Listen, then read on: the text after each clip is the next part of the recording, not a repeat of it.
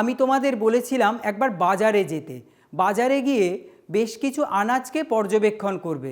আনাজ তো পর্যবেক্ষণ করা হয়েই গেছে আগে তোমাদের। এবারে তোমরা যেটা করবে, আমাদের একটু পরিবেশের সাথে নিজেদেরকে মানাতে হবে, না পরিবেশটা রক্ষার দায়িত্বও নিতে হবে।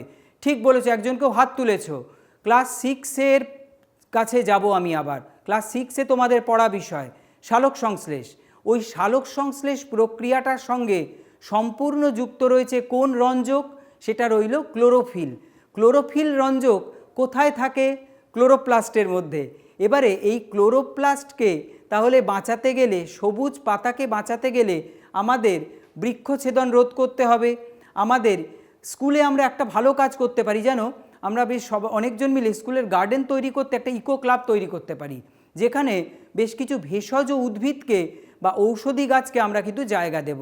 এখানে বিভিন্ন কালারের যদি ফুল আসে, সেই ফুলগুলো কোন কোন কালারের হচ্ছে সেখান থেকে আমরা চার্ট করে নিতে পারবো। ধরো আমরা ভেষজ নাই বা হলো, আমরা জবা, অবশ্যই খানিকটা ভেষজ কাজে লাগে তোমাদের, ঠিক বলেছো একজন হাত তুলে, যে সেটা জবা গাছ, সেখানে জবা ফুলের রং লাল দেখতে পাচ্ছ, তার জন্য একটা আলাদা প্লাস্টিক দায়ী।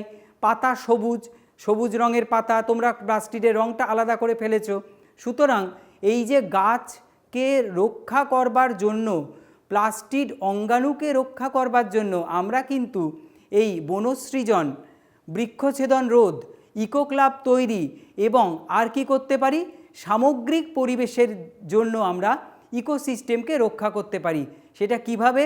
গাছকে আশ্রয় দিয়ে, গাছকে প্রশ্রয় দিয়ে এবং বিভিন্ন গাছ থেকে বিভিন্ন রং আমরা কিন্তু আলাদা করে খাতায় লিখে সেটাকে কিন্তু চার্ট আকারে সুন্দরভাবে প্রজেক্টের জন্য স্যারের কাছে নিয়ে যেতে পারি।